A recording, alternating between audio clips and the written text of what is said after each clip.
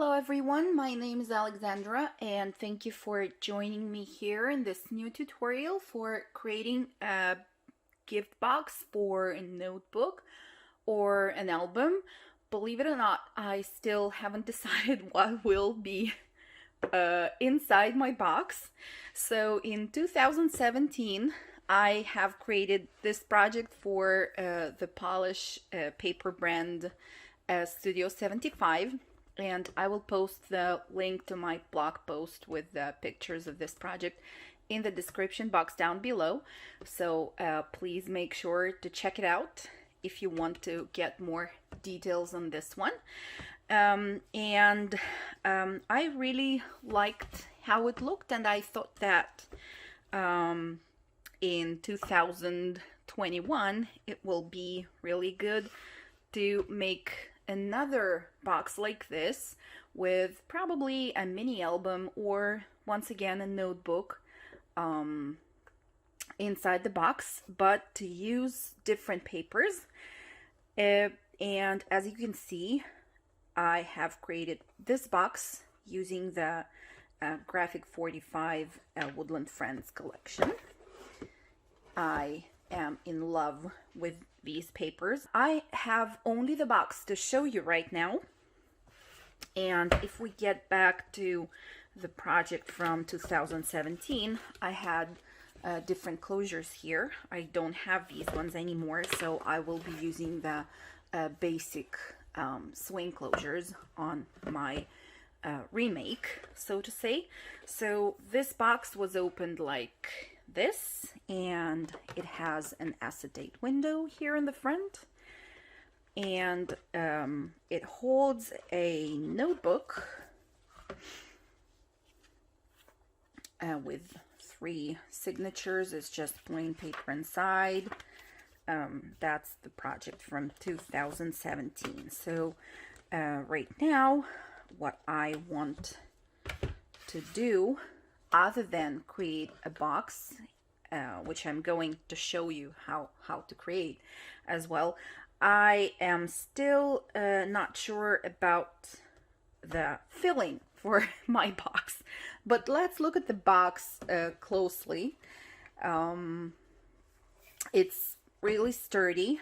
It can be used either for some kind of stationery that you would want to put inside, or once again for a mini album.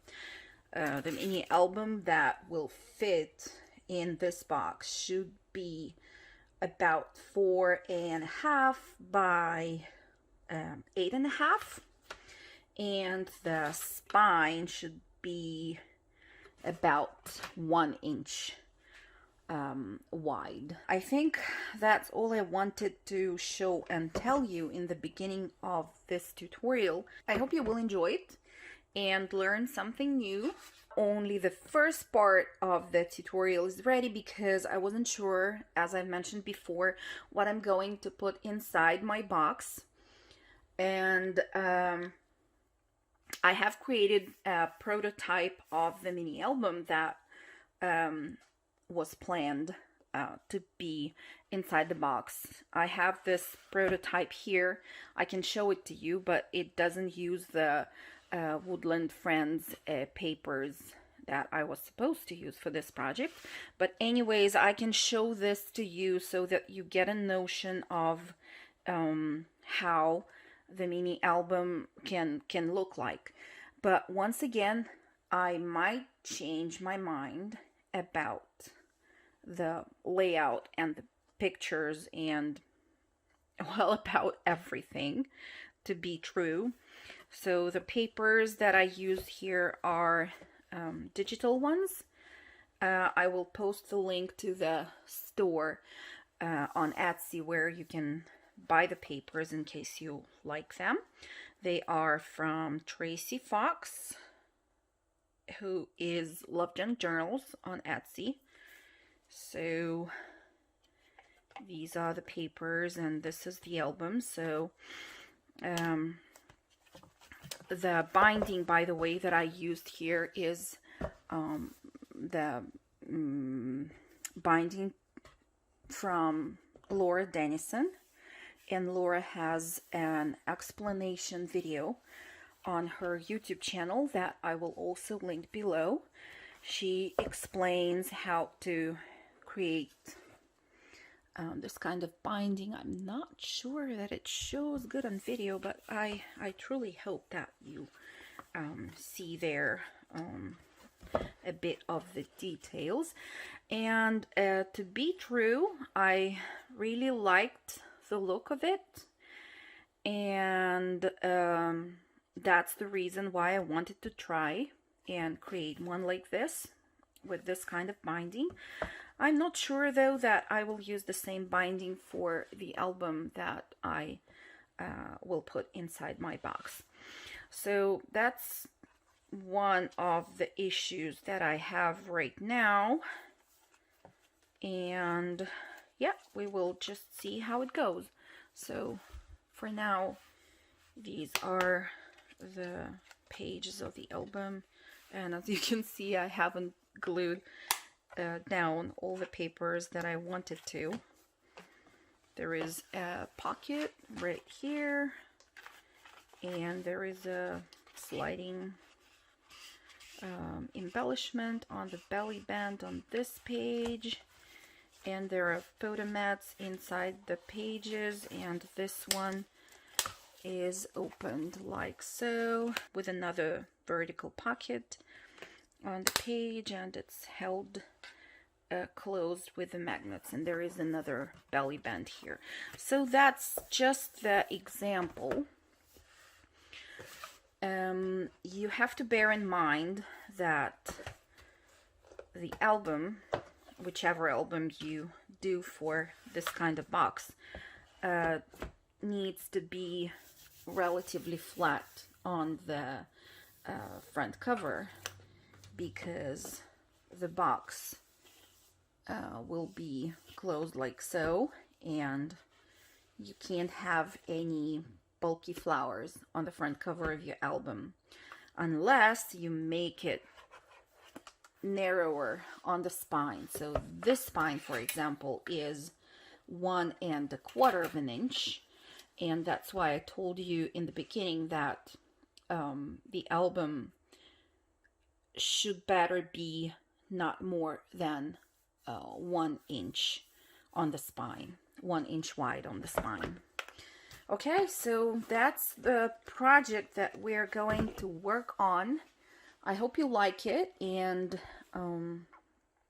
let's do it together.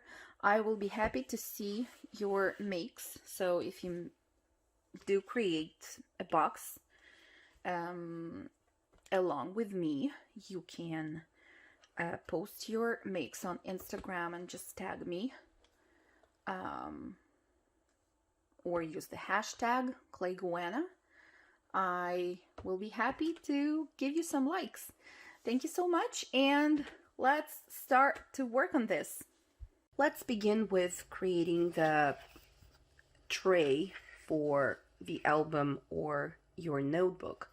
I'm calling it a tray right now. Maybe throughout the tutorial I will change that term and call it differently, but right now I'm calling this piece a tray.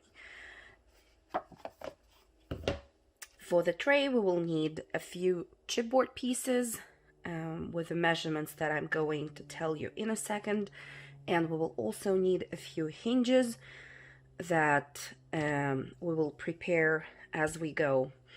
So the largest chipboard piece, and I'm using chipboard which is about 1/16 of an inch in thickness. This is a medium weight chipboard. The largest piece will be 5 by 9 inches. For the short sides, then you will need 2 pieces that measure 5 by 1 3/8. And for the longer sides of the tray, you will need 2 pieces of chipboard measuring 9 1/8 by 1 3/8. You can also see a few hinges here on my table. So these ones will be used for connecting the chipboard pieces together. And we will start with the short hinges, which are 5 inches long, same length as the short sides of our tray, and they're 1 inch wide, and they're just scored in the middle at 1/2 inch and then folded in half. And you can also see that I already have a score tape on them. I'm using a 1/4 inch score tape. That's the one that I'm using. If you have a score tape which is 3/8 of an inch, then it's even better because it will cover wider area of each of your hinges halves. But if you have a 1/4 inch width of the score tape, that is also good. Will be enough for our purposes. So these 2 hinges measure 5 by 1, scored in the center. Then the long ones measure 9 1/8 by 1 inch, and they're done exactly in the same way. They're folded in the middle, and the score tape was applied to both halves of the hinge on the side, which is not textured, by the way. I'm using the American Crafts cardstock, black cardstock. It is 12 by 12 inches, and one side of it is textured. I hope the camera picks up the texture, and the back side of the cardstock is smooth. So if you are using paper which is the same on both of the sides, then it's not important on which side exactly you apply the score tape. But in my case, for this first step, I want the textured layer to face outside in my case, so the score tape is applied to the side of the cardstock which is not textured. So that's just something to bear in mind. You can do it in whichever way you prefer. I'm just giving you some guidelines that once again you can either use or not. And then I also have 4 little hinges that will actually cover the 4 corners of our tray, and these measure 1 3/8 by 1 inch wide, and exactly the same. They are folded in the middle, and I have applied the score tape to the halves of the hinge. And one more thing that I wanted to mention, and probably it will be more relevant to those of you who are new to paper crafting and to the process of constructing boxes. So once you fold your hinge, and I used the scoreboard, of course, to make that score line and fold along the score line. So once you have your score line, you can use it as your guide for applying the score tape. And the score tape is not overlapping that fold line once it's applied. So I'm applying score tape on one side of that fold line and then on the other side of the fold line. That's why you see that line in the middle, which is the fold itself. Okay, so let's begin now. We will start with the short sides and the shorter hinges. So I have one hinge here that I haven't trimmed yet, and you probably can see the difference. So this hinge here has mitered corners, and I did that like so. I folded it first with the score tape being inside of the hinge like that, and then I used my scissors to trim just a little bit from the bottom of the hinge up to the very corner here. Then I flipped it like that and did the same thing on the other side. So when you miter that corner, just bear in mind that you must not cut from the length of the hinge, because we need all that length for covering the corners and the chipboard, which is in our case of a neutral color. If your chipboard is of a black color and you are also using black cardstock for the hinges, then maybe it will be less noticeable if a certain part or a certain corner of the chipboard will not be covered. Even if it will not be covered and you are also using the neutral color of the chipboard, you still can use a Sharpie marker or a Copic marker to color the showing areas. But we want to try and do the work as perfect as we can, right? So that's why I'm paying your attention to the fact that you must not cut from the length of the hinge, okay, when you miter the corner. So I will take one of those hinges that I prepared and I will remove the backing from one of the hinges halves, and then I will hold it kind of folded, half folded, and I will glue it down to my largest chipboard piece on the short side, making sure that I'm still able to fold it at a straight angle here. Then I will remove the backing from the second half of the hinge, and I will take one of my short sides and I will position that chipboard piece right next to the long piece,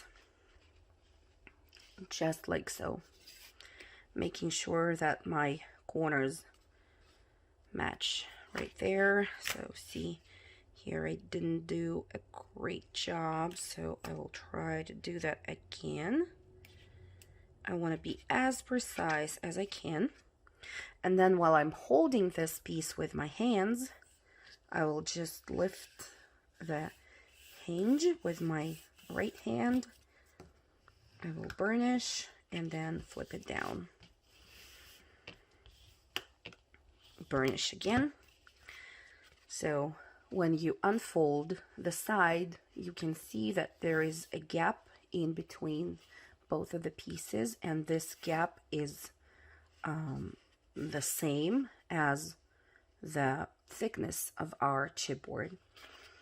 Let's flip our piece and do the same on the other side of that short panel.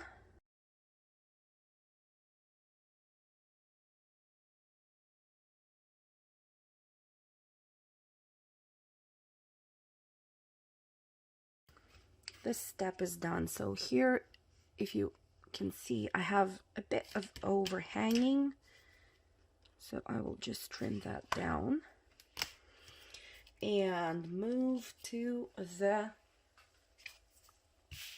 longer hinges. So with the longer hinges,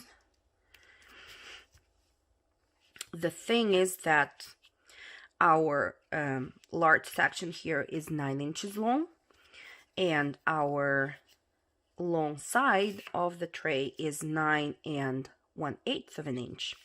And that's because we want to cover the side short panels of our tray with the long side, like that.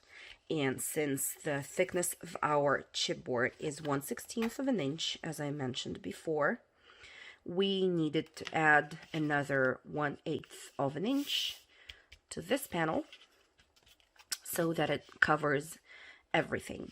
Okay, so I will not apply this hinge to the middle section of my tray right here. I will start with applying that hinge to the side of the tray first, because I want to make sure that I match the corner of the hinge with the corner of the chipboard piece. And I will do the same here on this side.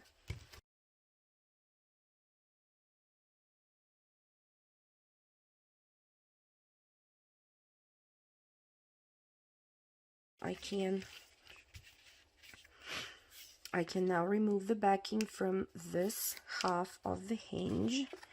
And now what I will do, I will match this corner of the piece that I have in my right hand with the bottom corner of the short panel right here. Okay, and I'm kind of eyeballing the gap between the long piece and the large panel in the center of my tray.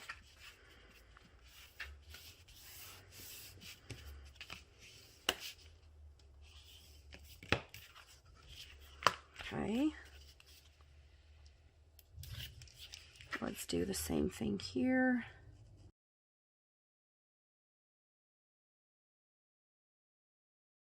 We have our base almost ready. Almost. We will move now to the sections right here. As a matter of fact, before that, yeah, let's attach these little hinges that we have prepared before. So I will remove the backing from one half of the hinge and I will apply it to the corner of one of the short sides right here. And then every time I will rotate my piece and I will apply the next hinge to the left hand corner of the next side panel.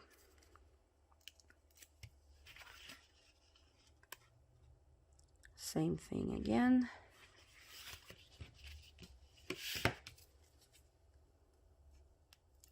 And again.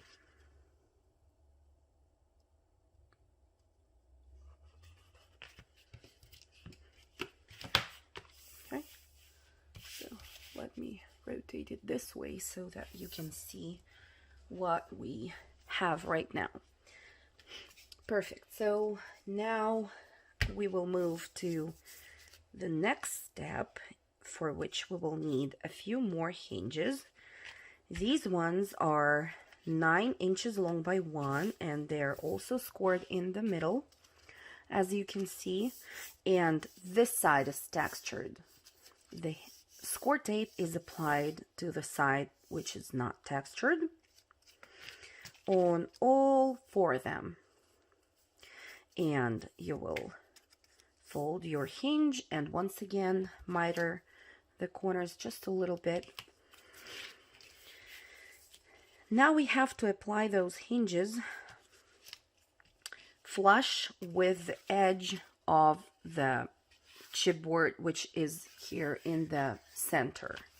So I will fold my hinge, I will remove the backing from one half, and I will align it with the top corner of that middle section of my chipboard and with the bottom corner,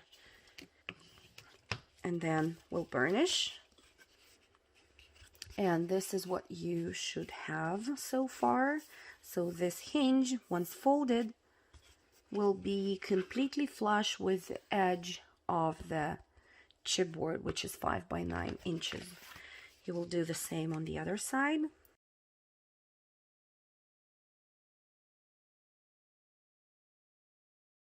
And before you glue in the very same manner your long hinge down, make sure that it fits in between the 2 hinges that you applied before that. If it doesn't, you might want to trim just a hair of that to make sure that it freely fits in between the hinges, and you can fold them nicely at a straight angle.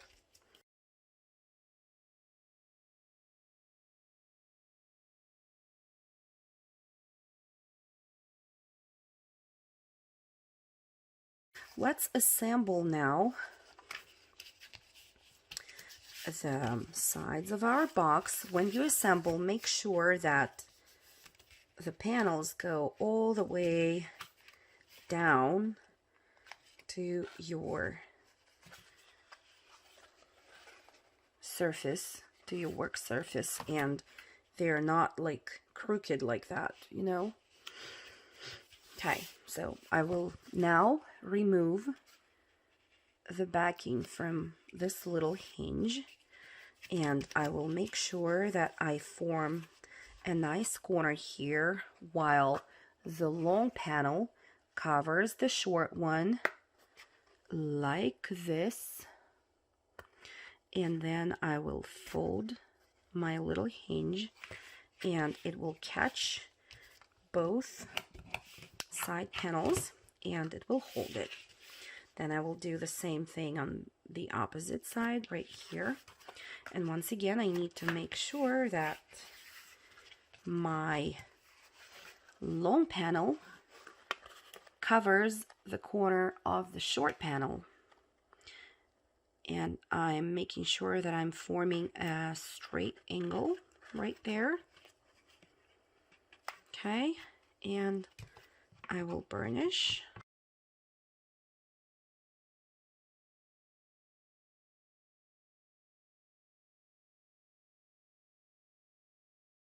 Okay, so this is what we have. Let's check the corners, that they're all covered. The corners of the chipboard are not showing, and all the corners look nice.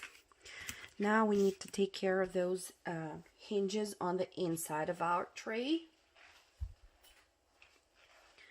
So I will start to remove the backing from the short hinges.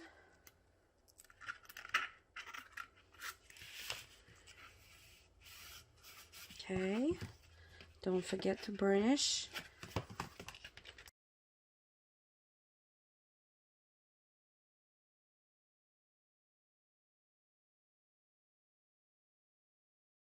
The next set of hinges that we will need will be for the inside corners of our tray. And here they are, 4 of them. They measure slightly less than 1 3/8 of an inch. And before you get them ready, you can measure the height of your tray, and you will see that, I don't know if you can see, I have a certain glare here as well, but as a matter of fact, they are just 1/16 of an inch shorter than 1 3/8 of an inch. And once again, the squirt tape is applied to the non-textured side of the cardstock. This time I will remove the backing from both halves of the hinge at the same time, and I will fold my hinge like so, and I will place it right there in the corner and unfold and glue it down. Of course, I will burnish, and I will do the same with all the remaining little hinges.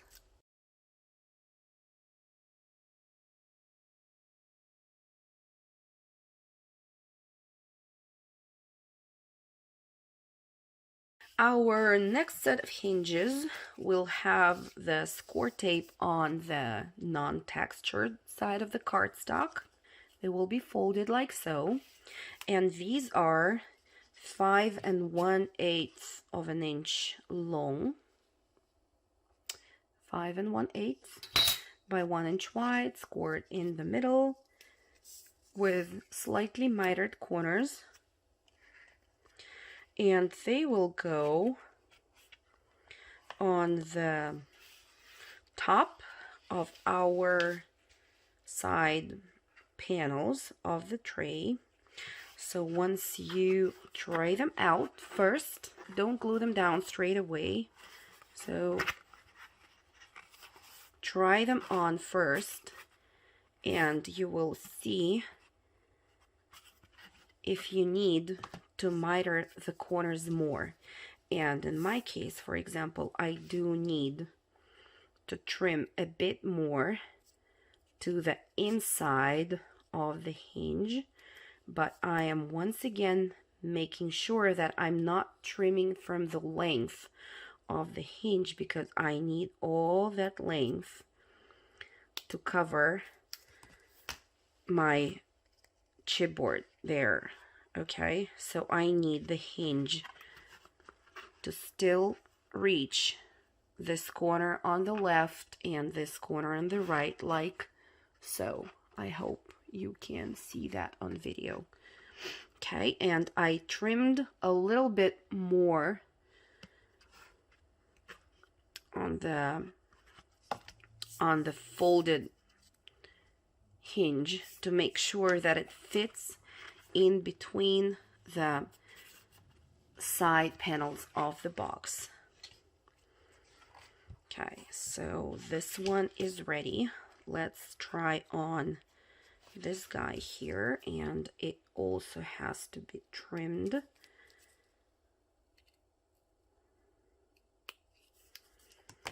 I will try it on again. Next, I will remove the backing from one half of the hinge, and I will glue it down right here from corner to corner, like so. I will burnish, and before I'm sealing it closed, I will remove the backing, and I will apply a bit of wet glue right on the top edge of the chipboard, right here. I will burnish to spread that glue, and then I will fold the hinge in and burnish again, finishing off this side of the tray from corner to corner. Okay, let's do the same on the opposite side.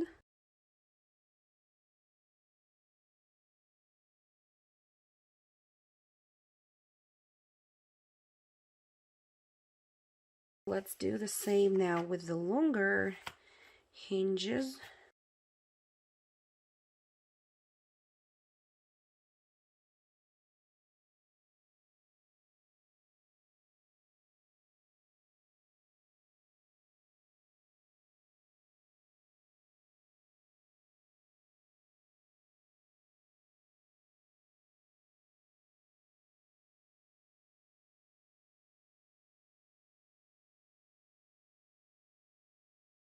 Our tray is done. We can now move to creating the cover of our box. Let me show you how it will look like. So we will be working now on this piece right here, this one. Okay, and this is how it looks on the front. Let me tell you now what will be the measurements of the chipboard pieces that you will need. You will need 5 pieces altogether. The 2 large ones will measure 5 1/4 by 9 1/4. The one for the spine will measure 9 1/4 by 1 1/2. And 2 of these pieces on the side will measure 9 1/4 by 3/4. We will be layering them on the cardstock right away, and I will probably use 2 pieces of the 12 by 12 cardstock, because one sheet will not be enough to accommodate all my chipboard pieces. What I will do now is I will connect both of these cardstock pieces together using some squirt tape. I am still working with 1/4 inch wide squirt tape, so I will run 2 strips of that squirt tape along one side of the 12 by 12 cardstock, and I will remove the backing and overlap 2 pieces right there where the squirt tape is to get one long piece. Okay, I guess you could work with 2 sheets of the letter size cardstock or the A4 size cardstock. It will still work. Next, we have that long piece. We will set it aside for now, and we will take one of the 5 1/4 by 9 1/4 chipboard pieces. We will need to cut out the opening for the acetate sheet in this piece. So I will flip it to the back, and I will use my ruler and a pencil to make 4 guidelines. Each will be 3/4 inch away from the edge of the chipboard. If you don't have this kind of ruler, I guess quilting rulers could work great for this purpose. If you don't have this kind of ruler, you will just measure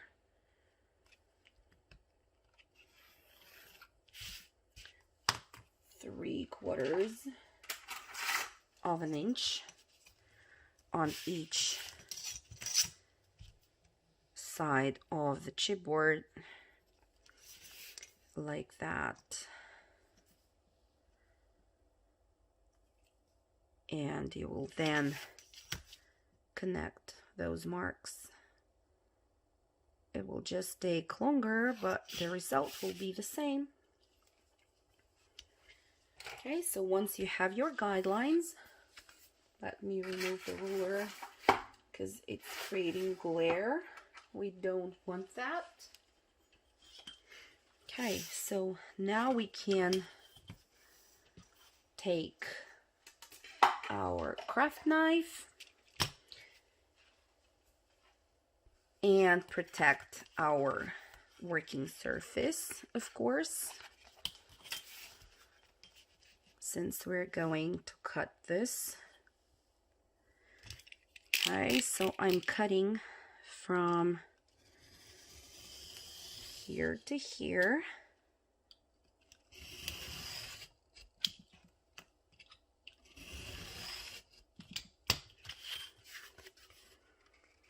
This is what we have, and I'm using a metal ruler with a cork backing so it doesn't slip.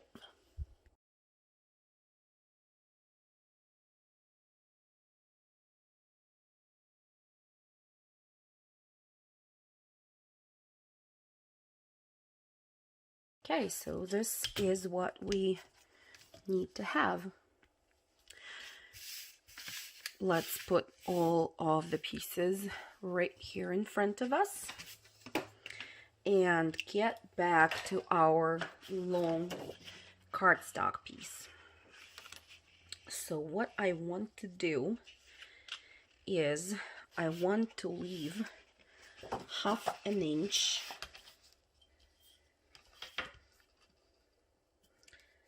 1/2 inch border and create a guideline there for that border. So I'm measuring 1/2 inch from the long edge of the cardstock piece.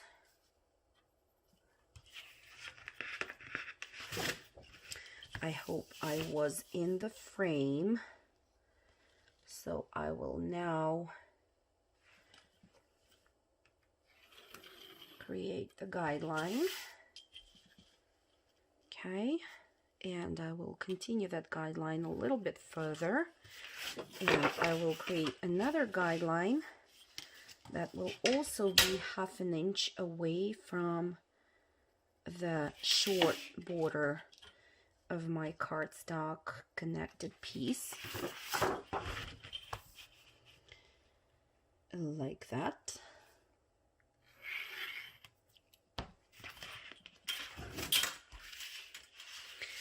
And now I can start to layer my pieces using the guidelines that I have created. So I will be gluing my chipboard pieces down, at least the first one, using the guidelines that I have on my left hand side and at the bottom.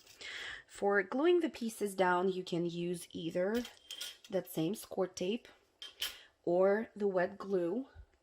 I think I will go for now with the wet glue.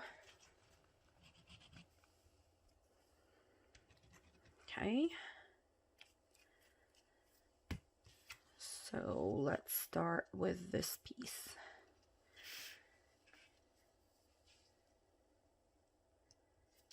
I will glue it down like that along the guidelines, and I have a bit of glue here.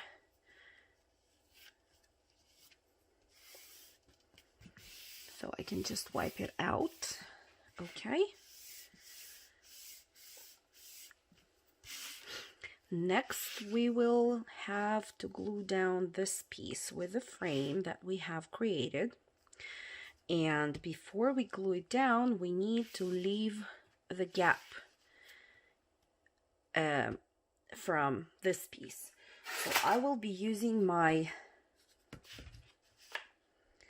ruler right here, and the width of the gap that I will have will be 1/8 of an inch. That's the thickness of the ruler. If you don't have anything that will help you do the same, by the way, that Tim Holtz ruler, I think, is about the same width. So you can use that if you have it. If you don't, you will use your ruler and your best friend, a pencil, and you will measure 1/8 of an inch from that previous piece. You will just create, every time before gluing the next piece down, you will create a guideline and use the guideline for layering your piece down. Okay, just like that. So let me glue this piece down and get back. So this piece is glued down. The next will be this one. And once again, I will either create a guideline, which will be 1/8 of an inch away from this piece, or use a template, which is 1/8 of an inch in thickness, to layer my next piece on the cardstock. So I have applied the glue. I think I don't have enough here, so I will add a bit more and glue it down to the cardstock, making sure that I'm still following the guideline here at the bottom.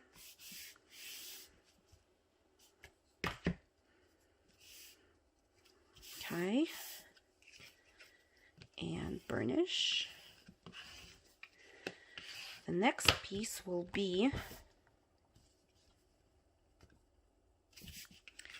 the 5 1/4 by 9 1/4.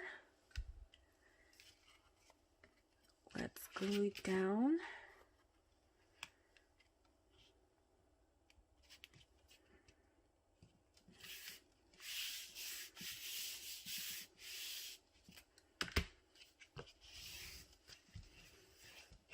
And the last piece will be the remaining 9 1/4 by 3/4.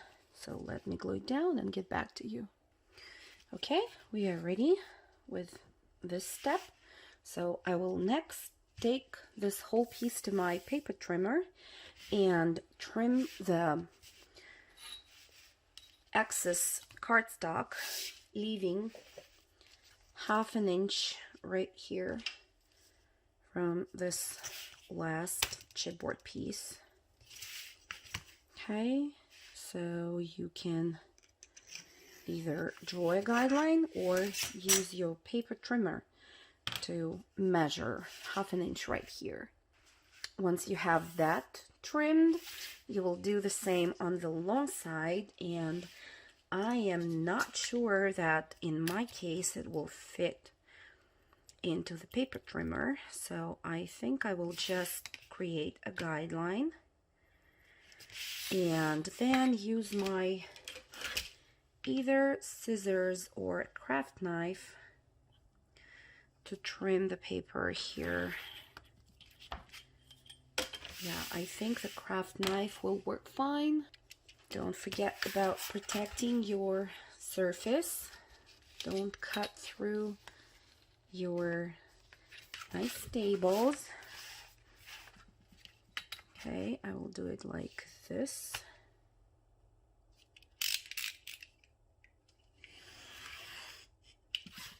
Trim and trim.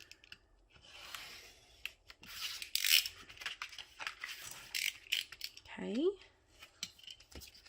we have that done. Next, since I already have the self-healing mat here, I will use my corner mitering tool and miter all the corners. If you don't have the tool, you can just use your scissors and miter your corners, leaving about, let's see, leaving about 1/8 of an inch from the corner to the cut line, just like that. Okay, easy peasy. Next we will work on this opening here. So I will still need my self-healing mat, and I will need my ruler, either this kind of ruler or the one that you will just measure, but we will need to create guidelines 1/2 inch away from the inner edge of the frame piece. So you can do that either using your quilting ruler or using just a regular ruler by measuring 1/2 inch from this edge of your frame and connecting 2 of those marks. 2 marks, connect them, and here we have our opening that we need to cut out. So I will once again use my ruler and my craft knife, and I will cut like this.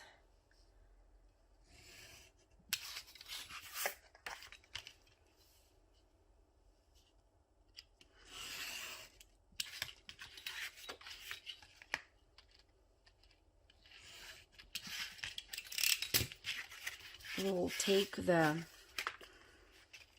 piece that we cut out and put it aside, And now we will use either our scissors or our craft knives to cut on the diagonal from the corner of the chipboard to the corner of the cardstock on a diagonal. In all the four corners. Now we will work with this frame. So first of all, I want to train my paper to fold. And I will fold it with my fingers first, and then I will use my bone folder to kind of burnish more on that fold. The same thing here.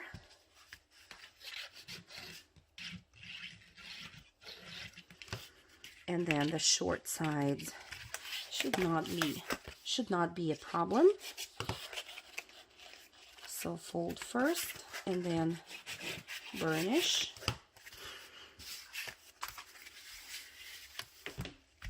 You can also fold the paper borders on the outside of our album cover, tray cover. Okay, so don't forget to use your bone folder to burnish the edges nicely. I'm not gluing anything down yet. I am just folding and burnishing.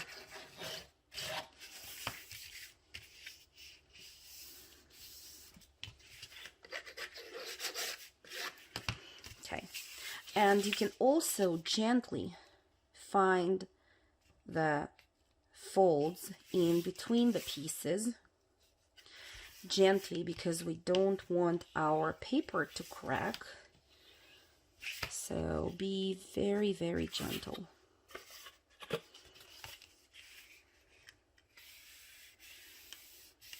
Okay, just like so. Not more than that for now. Okay, we will get back to the squirt tape.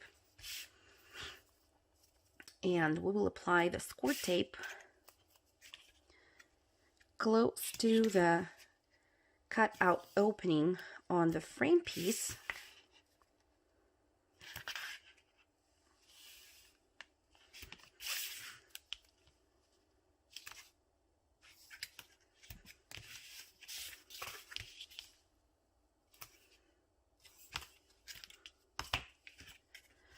Burnish.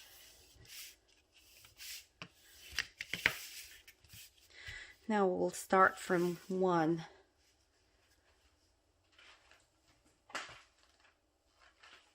of the flaps, and I will add some wet glue to the edge of the chipboard. I will burnish this flap down, and then I will fold it in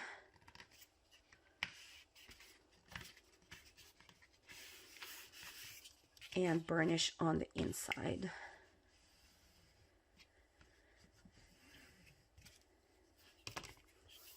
And that's exactly what we will keep on doing with the remaining flaps of our frame.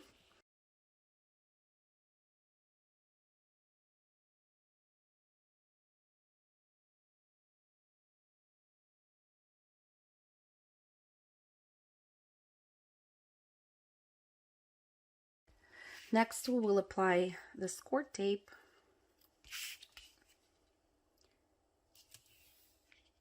along the outside edge of our chipboard cover.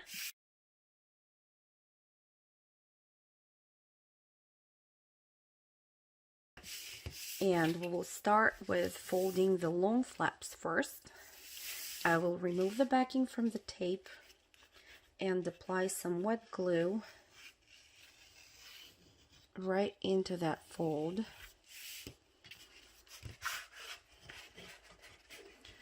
Burnish, and then kind of wrap this flap towards myself.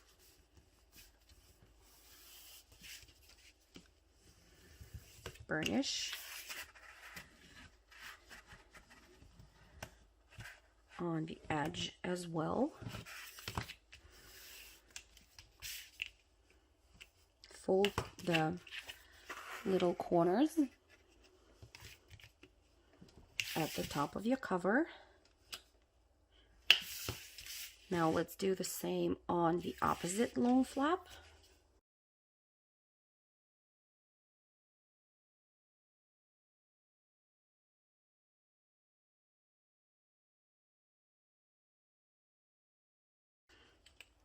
And lastly, we'll now take care of the shorter flaps.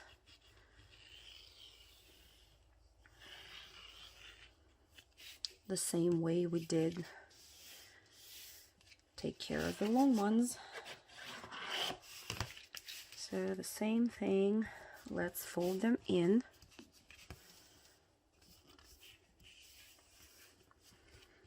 And burnish.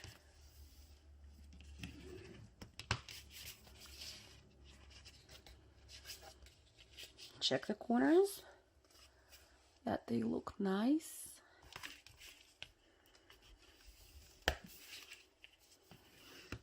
I like to burnish even several times just to make sure that the edges are nice and crisp.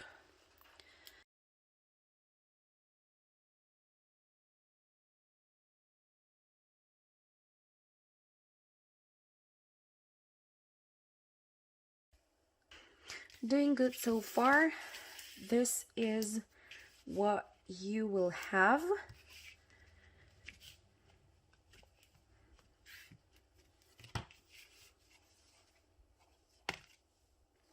For the next step, we will need 4 hinges to cover the seams and the folds right here. So the hinges are 8 7/8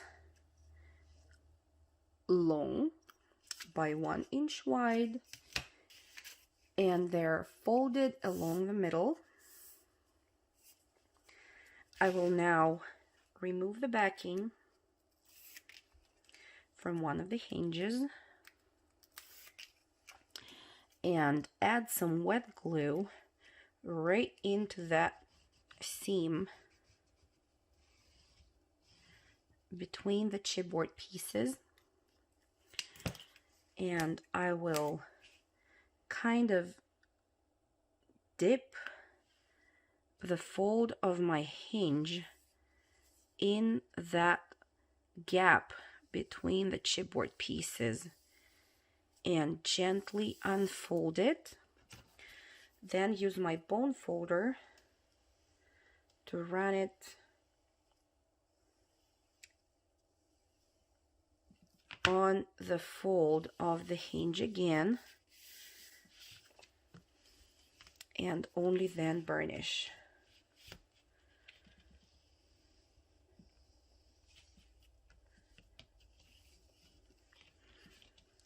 Do it slowly and gently because you don't want to tear the paper or crack the paper on the outside. So the wet glue that we are adding is supposed to add more stability and flexibility to the cardstock on the front side. It's kind of providing more support there. Okay, so this hinge is applied now. Let's take care of the next hinge.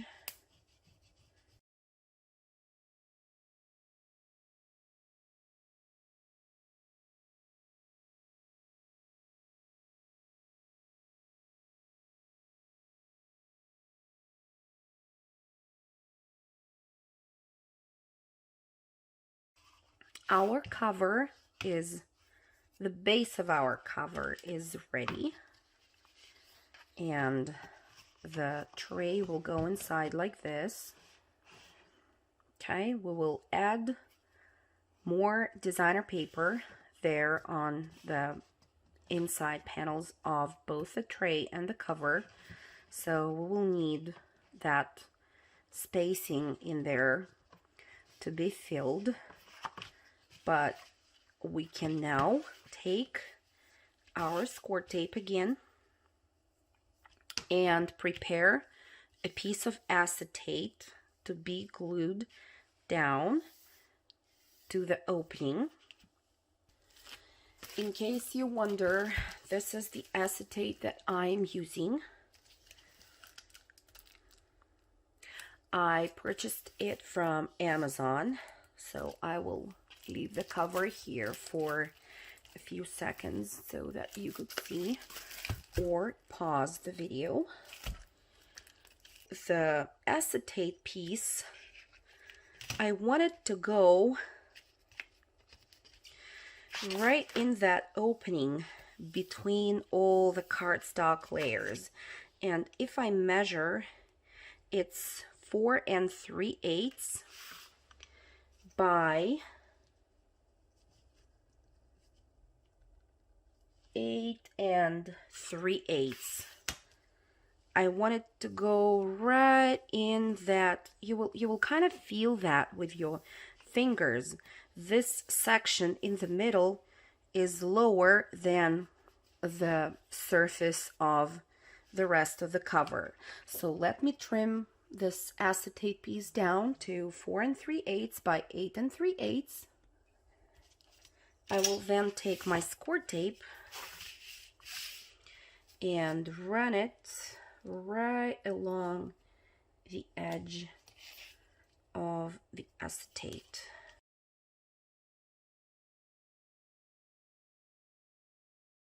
Glue it down to the inside of my cover, right where it is supposed to be, and I will create that window. It fits really nicely in there.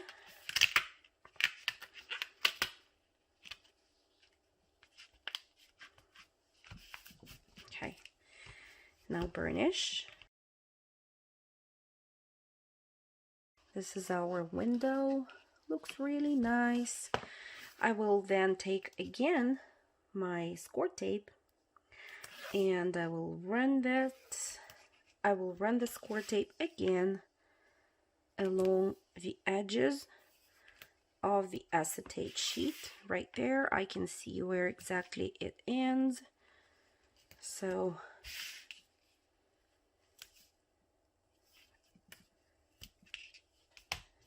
that's what we have to get. Now it's time to decide which designer paper you want to use for your project. I will be using the Woodland Friends collection from Graphic 45. I got some loose sheets right here, and let me just quickly show you the papers in case you haven't seen them. I'm very into junk journaling right now, and especially the nature themed junk journals. So when this paper was released, I was very excited. I really wanted to get it as soon as possible, and oh my god, the imagery here is just stunning. So I'm kind of showing this to you and also thinking which papers exactly I would like to use for my tray and for my cover. So I'm kind of deciding on that right now. These are really spectacular. Good job as usual, Graphic 45. You are rocking it. Definitely rocking it. So, let's see. Maybe this one goes good with the black. maybe I will mat the inside of the tray with this paper, and I will use something subtle on the front of my cover. Let's see, so we have that pink, and oh, those gorgeous bunnies on the back, or vice versa, not sure. And that's the last pattern with the patched back. Okay, I might be using this one for the front to be true. Yeah. And then I might fussy cut some other elements for the cover of the notebook that I will put inside my gift box. Okay, guys, so I think I will stick to those patterns. So this one is called Be Happy, and this one with the florals is called Be Beautiful. So I think these are my choices. Okay, so let's get back to this tray right here. Let's flip it. I want to add another piece of cardstock to this section here in the middle of the bottom, just to level it out, because right now this central area is kind of lower than the rest of the surface because of the hinges that we glued down on the sides. So this is just some plain craft cardstock. If you have enough of the black, you're welcome to go ahead and use the black. It will not be seen anyways. And this particular piece is 8 by 4 inches. So I will quickly glue it down. And I will do exactly the same with the area which is here. Let me move the papers away. So for this area here, I have prepared a piece of cardstock which is 4 3/8 by 8 1/4.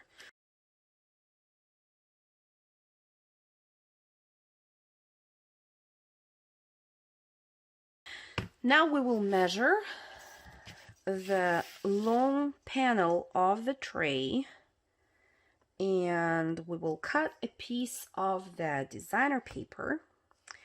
In my case, it will be 8 7/8 by 1 1/4.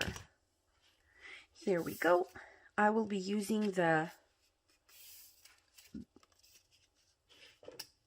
back side of the Be Beautiful paper piece that I showed you before. And of course, I distressed the edges of it using the Vintage Photo Distress ink. So I will glue this piece down to the long side of the tray before gluing the whole tray to the cover.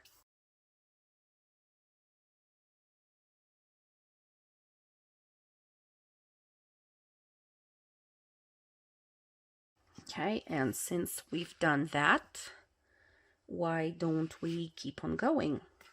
So let's prepare the same piece, 8 7/8 by 1 1/4 for the opposite long panel, and 2 pieces that will be 1 1/4 by 4 7/8 for the short panels. And then I also went ahead and prepared the papers for matting the inside of the box. So this piece that will be in the center measures 4 3/4 by 8 3/4. 4 3/4 by 8 3/4. The pieces for the long inside panels of the box measure 8 7/8 by 1 1/8. And 2 of the short ones measure 4 7/8 by 1 1/8. Before I will be gluing the large piece down to the inside of the tray, I would like to add a few things to it. So first of all, I had this scrap piece of black cardstock that we have used to connect two 12 by 12 sheets, if you remember, for our cover. So I thought, why don't I use that on, why don't I use that somewhere? So I think I will add just a belly band here, and maybe I could slide a tag or a journaling card behind this belly band here. So I will glue it down somewhere here, closer to the bottom of this paper piece. So I will just fold the edges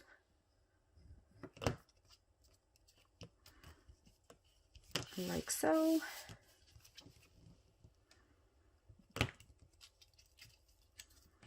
And the same thing here. I will glue them down, and then I will just measure what's the size of the piece that I need for matting this. So it will be, well, roughly 4.5 by 1 1/4, like so. And then one more thing that I want to do before I glue this piece down is I want to add a ribbon so that it will be easier to pull whatever will be inside the box out of it. So I will take this piece of ribbon, and if you wonder how long that is, it is about 17 inches long. So I will secure this piece first using squirt tape here at the, let's see where the middle is, well, around 4 3, okay, around here. So I will add just a bit of squirt tape to hold that ribbon there in place.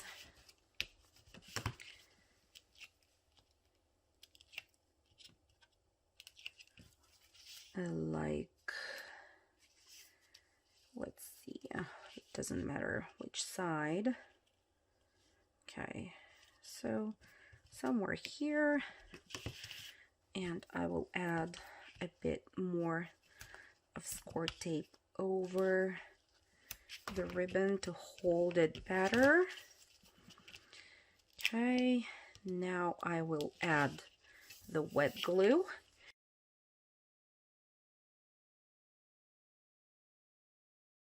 I will glue it down and burnish using my bone folder. Next, you can take your papers that you prepared for matting the inside of the box and glue everything except for the piece that will be on the right hand side of the tray. Leave it aside for now, since we need to attach our closures first and then cover the tails of the brads with this paper piece. So just keep it aside for now and glue down only the remaining 3 paper pieces down to the inside panels of your tray. Okay, so here is our tray, matted almost everywhere except for that one panel.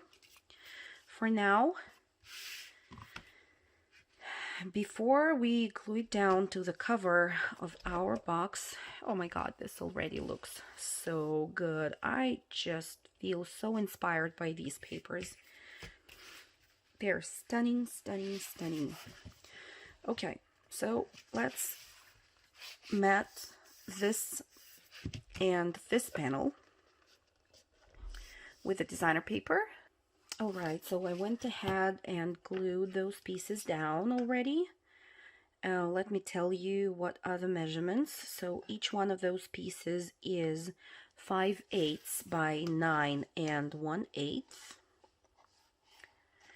And I have also glued down the piece for the spine, and it is 1 3/8 by 9 1/8.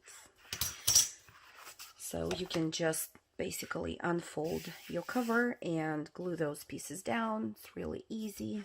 While the cover is unfolded, you can align the papers nicely and do it without any trouble. So now let's add the closure.